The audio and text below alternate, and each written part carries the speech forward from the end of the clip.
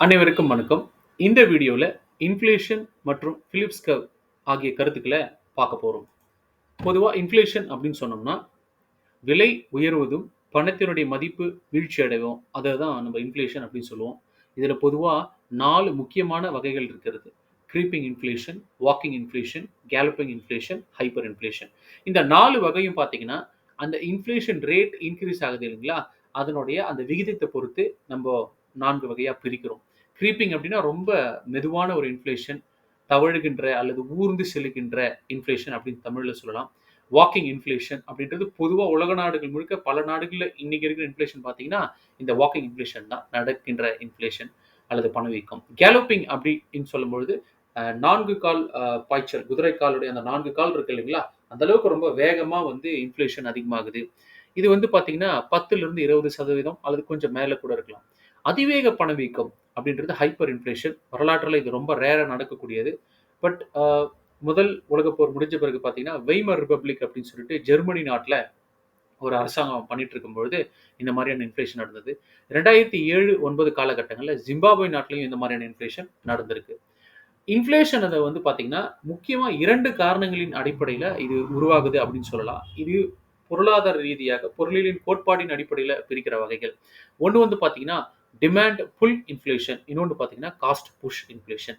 அதாவது நாட்டினுடைய மொத்த தேவை அதிகரிக்கும் பொழுது, அந்த நேரத்தில இம்மீடியட்டா வந்து பார்த்தீங்கன்னா, அக்ரிகேட் சப்ளை இன்கிரீஸ் பண்ண முடியாது. அதனால விலைவாசி உயரும். இத வந்து டிமாண்ட் புல் இன்ஃப்ளேஷன் அப்படின்னு சொல்றோம். அதேபோல சில சந்தர்ப்பங்கள்ல உற்பத்தி செய்யப்படுகின்ற, உற்பத்தியில் பயன்படுத்தப்படுகின்ற காரணிகள் இருக்கு இல்லைங்களா? அதனுடைய விலை அதிகமாகிறதுனால, விலை அ ஒட்டுமொத்தமா அதிகமாகறதுக்கு பேர், அதாவது பொருட்களுடைய விலை அதிகமாகறதுக்கு பேர் பார்த்தீங்கன்னா, காஸ்ட் புஷ் இன்ஃப்ளேஷன் அப்படின்னு சொல்றோம். இதை ஒட்டி பார்த்தீங்கன்னா, ஏ.டபிள்யூ. பிலிப்ஸ் அப்படின்றவரு முதலா ஒரு கோட்பாட்ட சொல்றாரு. அந்த கோட்பாட்டுல அவர் என்ன சொல்றாருன்னா, அரசாங்கத்த பொறுத்தவரையிலும், நீங்க இன்ஃப்ளேஷன தான் கம்மியா வச்சுக்கணும் அப்படின்னு நீங்க ஆசைப்பட்டீங்கன்னா, அன்எம்ப்ளாய்மென்ட்ட உங்களால குறைக்க முடியாது. ஒருவேள அன்எம்ப்ளாய்மென்ட்ட நீங்க வந்து குறைக்கணும்னு நினைச்சீங்கன்னா, இன்ஃப்ளேஷன நீங்க அதிகப்படுத்துறதுக்கு அலோவ் பண்ணணும் அப்படின்னு சொல்றாரு. இது ஏன் இப்படி சொல்றாரு அப்படின்னு பார்த்தீங்கன்னா, இன்ஃப்ளேஷன் அதிகமாகும் பொழுது விலை அதிகமா இருக்கும். விலை அதிகமாகிற பொழுது உற்பத்தியாளருக்கு ஒரு ஊக்கம் கிடைக்கும். உற்பத்தியாளருக்கு ஊக்கம் கிடைக்கும்போது அதிக பேர வேலையில எடுத்துக்குவாங்க. அதனால தான் விலைவாசி அதிகமா இருக்கும்போது உற்பத்தியாளர் அன்எம்ப்ளாய்மென்ட்ல இருக்கிறவங்களையும் வேலைக்கு எடுத்துக்குவாங்க. ஏன்னா விலை அதிகமா இருக்கு இல்லையா? உற்பத்திக்கு அதிகமா இருக்கும் இல்லையா? அதனால வருமானம் அதிகமா கிடைக்கும் இல்லையா? அதனால இன்னும் கொஞ்சம் பேர வேலையில சேர்த்து உற்பத்தி அதிகப்படுத்துவாங்க இல்லையா? அதுதான் இதற்கான காரணம். குறிப்பா இதனுடைய ஆரம்ப புள்ளி என்ன அப்படின்னா, ஒருவேள நம்ம நாட்ல அன்எம்ப்ளாய்மென்ட் ரேட் அதிகமா இருக்கு. அத குறைக்கணுன்றதுக்கு முதல் புள்ளியா இருக்க வேண்டியது அரசாங்கம் எடுக்கின்ற முயற்சிகள்.